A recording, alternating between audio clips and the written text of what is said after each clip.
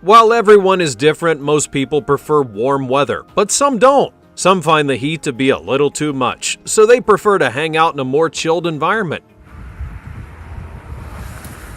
But even they may find the locations in this video just a little too cold, because these places are literally freezing. These are 20 cold. Not pronounce the name of this place. We're going to start this video off with the coldest city in the world, and no, it is not in Antarctica. There are no actual cities there, or even Russia, technically. Instead, we're going to Siberia. Now, I know that Siberia is technically a part of Russia, but it is its own place. The point is, as recently as 2023, this place hasn't only been cold, it's been insanely below zero cold. And if you don't believe me, in January of 2023 alone, it was confirmed that the place had temperatures of negative 60 degrees Celsius. To put that into context, any temperature that is below zero, no matter whether you're looking at Celsius or Fahrenheit, is really bad for you. Like really, really bad. So now, just imagine being negative 60. The threat of frostbite isn't only possible, it's something you're going to likely get within minutes, if not seconds. Even the people who live there and have had to endure the insane winters that have been going on in recent years have realized that this would be even worse and had to take extra precautions just in order to keep themselves safe and their homes warm. For further context on how cold that it was, when a lesser cold snap hit the place, it was so cold that people's eyelashes were freezing over. The city sits on a continuous permafrost, a layer of frozen ground consisting of soil, gravel, and sand that is usually bound together by ice beneath the Earth's surface. Many houses are actually built on concrete piles. So, given the weird housing, insanely cold temperatures, and the fact that the endurance is something you have to survive there, why would anyone want to live there? Well, it has a booming mining economy. This also includes being a place that mines diamonds, so that kind of actually helps. Plus, not unlike true people of the cold, they don't mind living there because they can say that they do live there and are able to survive.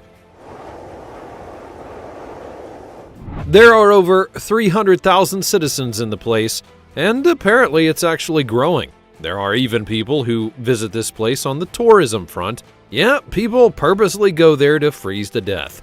So sometimes they will willingly embrace the cold. I am not one of those people. Number 19. Eureka.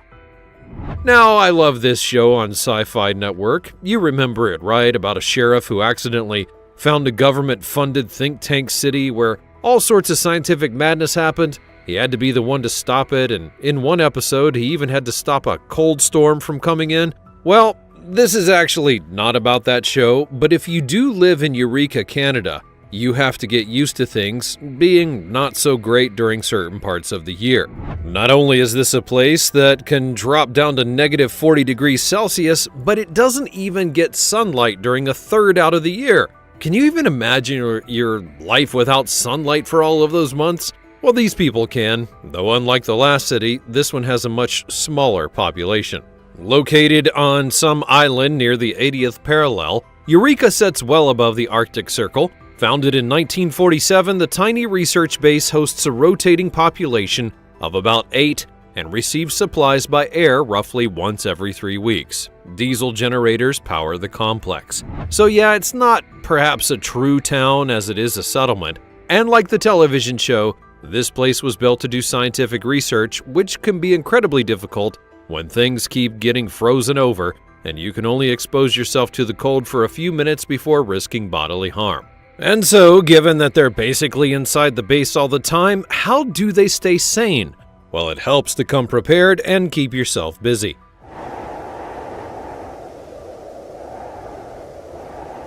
The head researcher notes that they have a gym, they play card games, they watch movies together, and they do their best to stay occupied so they don't have to think about the isolation that they intentionally put themselves through for science. And here all this time, Euthia's place. You know what else is curious? That I have to get so many things that I can't pronounce very well. That's probably going to happen a lot in this video, so you can just get over it. When you think about it from the ecological and population standpoint, Russia is the largest nation in the world regarding sheer size in Asia. However, Russia is not as spread out all throughout the place as you might think, mainly due to how nature has sprouted up in certain areas and the temperatures that run ragged over the countries. You never hear of people seeking a mass exodus to Russia, and that's because it takes a certain kind of person to live there.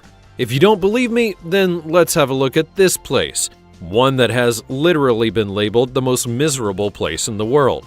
How's that for a title? But wait, it gets worse.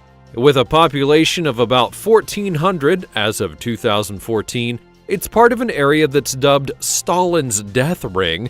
Put that on an Airbnb advertisement. It's literally where Stalin sent his political exiles, and before that, the Tsars also sent people there as well. So yeah, it's so cold here that the former Russian leaders would send people there to die, or at the very least, suffer a whole lot before they did.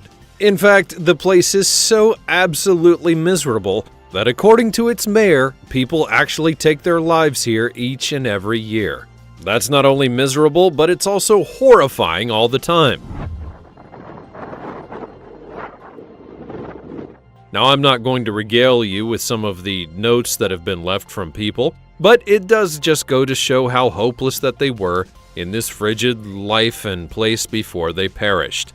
Oh, and as if that wasn't enough, the place can get so cold that the ice underneath the houses can shift, and it basically splits the houses in two. So you may think that you're safe in your warm house, and then the ice reminds you that it's always maybe called Fort Good Hope, but is it a place where hope can actually fester? That's the question I'll be asking myself as I dive deep into this place in Canada. It really depends on who all you ask. In terms of cold temperatures, it can easily get down to several dozens of degrees below zero, and the people there have even tried to argue it was the coldest place in Canada, though that was fought by some other locations. Now, the reason that why some people within Fort Good Hope are actually fine with living here, even with the extremities of the cold temperatures that happen, is because the place is where many indigenous tribes have actually lived for centuries. While you will find Canadians here, you'll also find people of a bunch of different tribes, which is why you'll hear multiple languages taking place if you should go and visit. And the phrase people of the land absolutely applies here, because they are people who live off the land and are willing to hunt, fish, and do other things just in order to survive.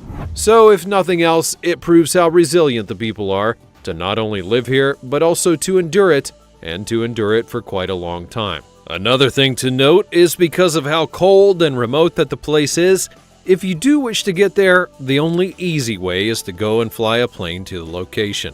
That should prove just how inaccessible it can be at times.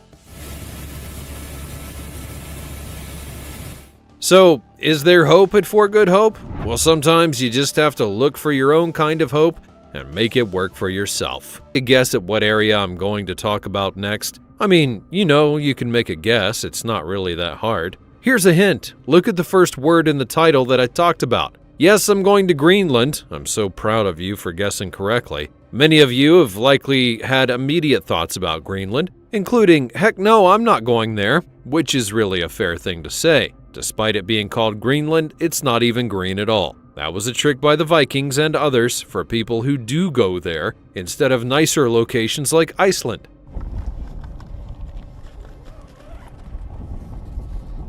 And the Greenland ice sheet is one of the biggest reasons why people tended to stay away from the country for quite so long. It is an absolutely massive ice sheet that basically covers most of the country, and for the longest of periods, any attempts to go across the sheet would lead to disaster. But I'm not really talking about those ancient periods. Oh no, I'm talking about today. And today there are people who willingly go to Greenland's ice sheet to reside there because they have to have a taste for adventure and want to see if they can survive these extreme conditions. Or as Gene Wilder would have called them in Blazing Saddles, morons. Just for context, when I say that the Greenland ice sheet covers most of the country, I am not kidding. It's about 80% of the nation's landmass, which is absolutely huge, and it's all one sheet from a singular glacier, which should tell you just about everything that you need to know. But if you do really want a glimpse at just how crazy people are for going to this place, well, it would be the ice sheet. There's going to be an attempt in 2024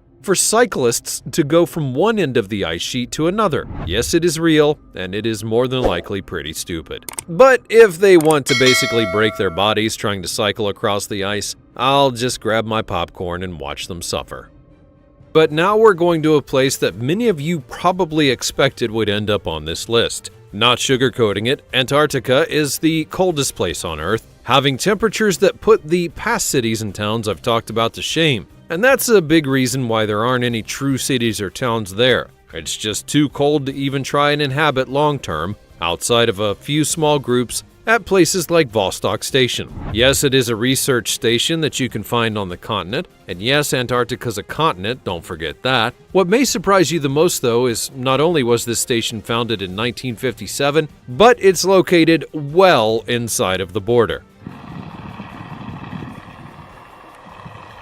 Now, it's not like other stations that are on the edge of the icy land for easy access to ships and such. Instead, it is quite a ways in, and only 1,300 kilometers from the actual South Pole. To be clear, though, there is another station that is on the coast that helps to keep them supplied. In case you were curious, the station normally hosts about 30 scientists and engineers in the summer, and in the winter the numbers drop to about half that. But why would they even want to be there in the first place? Despite what many people may think or say, there are plenty of things to study in Antarctica. There are plenty of species that call the land home, and there are plenty of formations both above and below the surface that a lot of people want to study. And just look at it on the basic level, the coldness of the continent is worthy of research in many ways, including how it's being affected by global warming. One last thing to note here is that Russia has been working on making a new place to sub in for Vostok Station due to how it's an aging facility, but due to delays it has not been installed yet.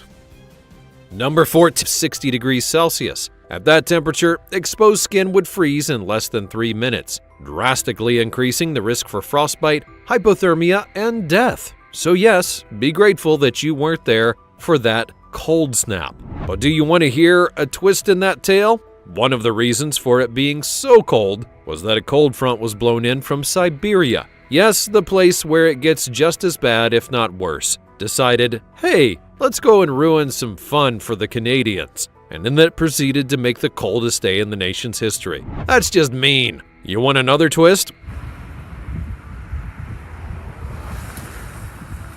Well, according to newspaper clippings, the cold weather was so bad that it actually enhanced sound travel. They were able to hear conversations from people who were kilometers away from them, which is crazy to think about. Not as crazy as the guys at the weather station for Snag, because they noted at the time that they were out of luck because the nearest women were hundreds of kilometers away. Nice job, guys, staying cool under pressure. Number may be surprised that I haven't talked about the United States just yet. But the simple fact is that for as big as the country is, there are actually only a few places that could be deemed the coldest place on Earth. One of those is found in Montana. Rogers Pass was named after A.B. Rogers in 1887, who was a surveyor for the Great Northern Railway. It's hailed as the base camp for the crown of the continent, and is today a popular ski resort. So you'll be cold if you go there, but you'll also be quite entertained via all the snow activities that you can do. How cold can it get compared to some of the other places on this list? Well, back in 1954, it got so cold that it was 70 degrees below zero, and that makes it the coldest in the lower 48 states that there ever has been. No one was likely skiing on that day, just for the record. But that's not the regular temperature for the area, so you can go up there and enjoy yourself. Just bring some extra warm clothing just in case.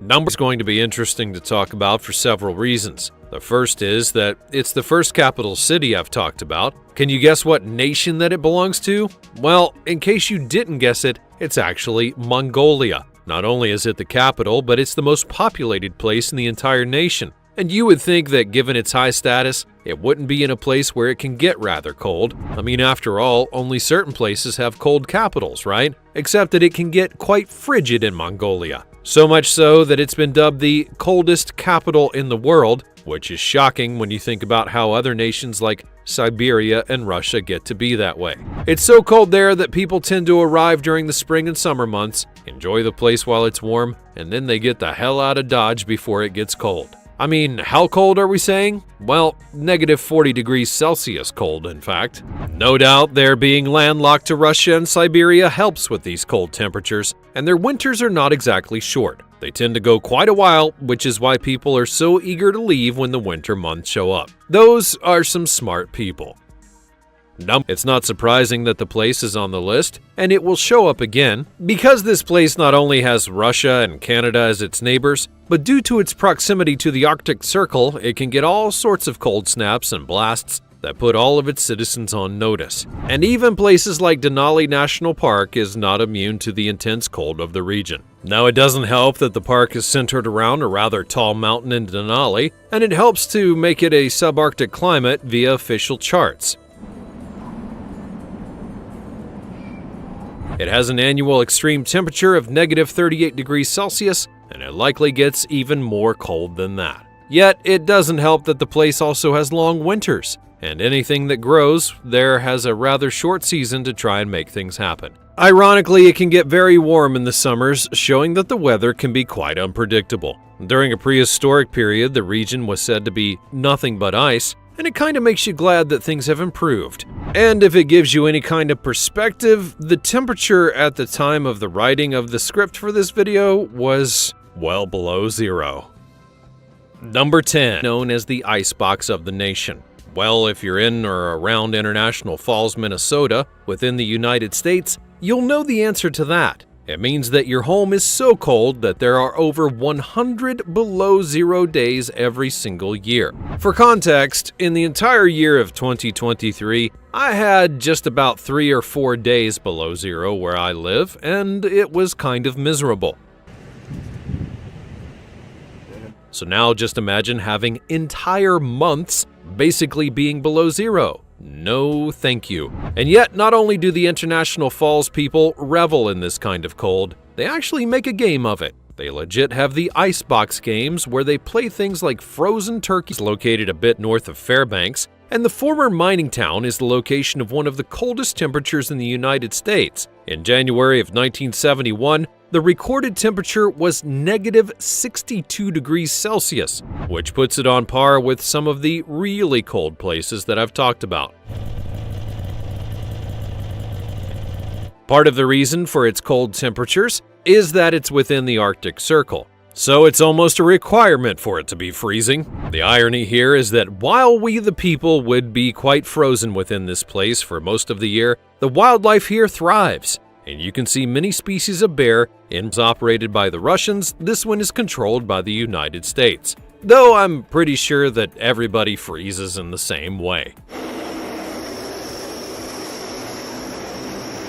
One interesting thing to note about the station is that it's high up on a plateau within the continent. I'm talking nearly 3,000 meters up there. It was built in 1956, which made it the first artificial human settlement in the continent's history. It was only after that happened that other nations like Russia had jumped in to try and make their very own stations. Jealousy can make things hot and cold at the same time. At its peak, there can be 140 people at the station, or there can be 50 at its lowest.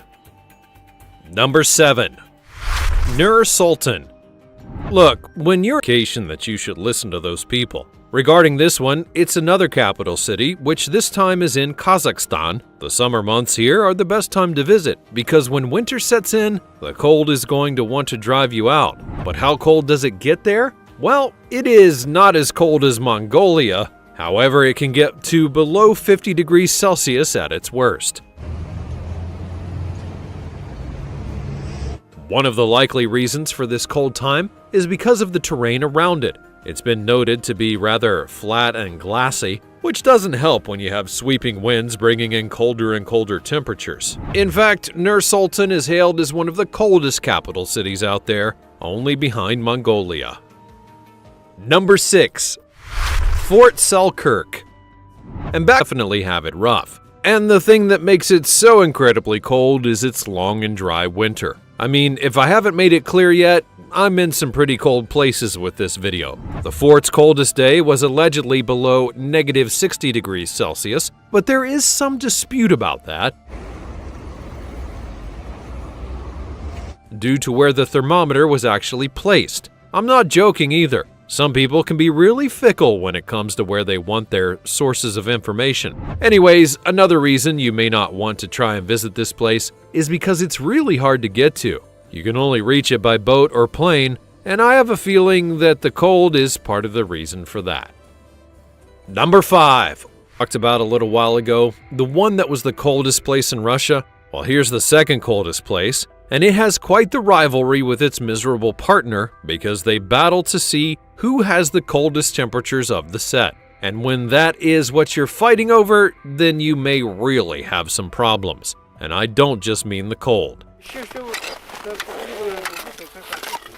The rural town only has about 500 residents, and it's located between two valleys which trap the wind and keep the temperatures low. So you'll be suffering because land around you wants you to suffer. How are the citizens supposed to feel about that? Well, that would be horrible to comprehend. Not to mention, the ground is essentially permafrost all year round, and it can reach negative that I just dropped on you, but I decided to take one more step into Greenland, because regardless of how much ice covers the nation, people are willing to venture to it, and one such place that they go to is this one. It's right in the middle of the massive polar ice cap. Yes, people were there despite its central location, as there was an expedition back in 1930, and if you want to know how they actually lived there despite the constant sub-zero temperatures, well, they dug a snow cave, and then they dug a 15-meter deep pit by hand, opposite of it so that they could study the snow and other factors of Greenland's cold. That's all from the coldest places in the world today and how things that scientists have done from afar, likely in very warm places, but from the stations that have been housed there, which there are very many.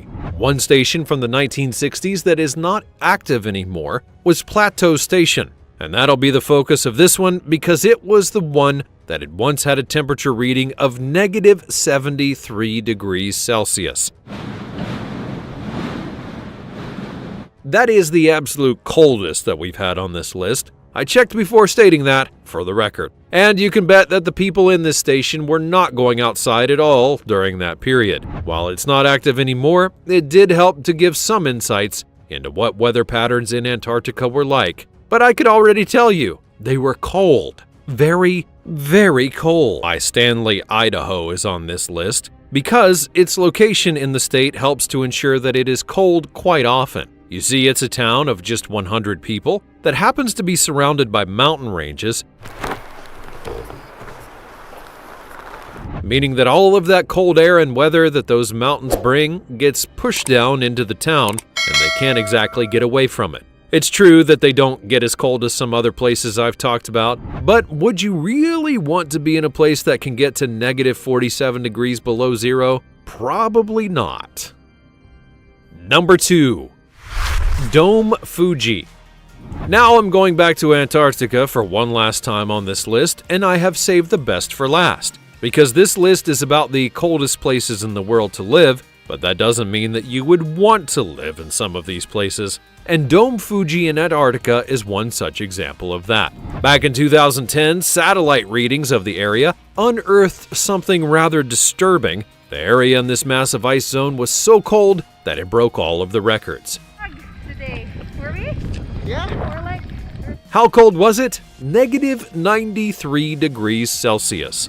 But you want to know what the craziest thing is? There are people who have been in that region, as there was a station operated by the Japanese, and they are definitely bold for trying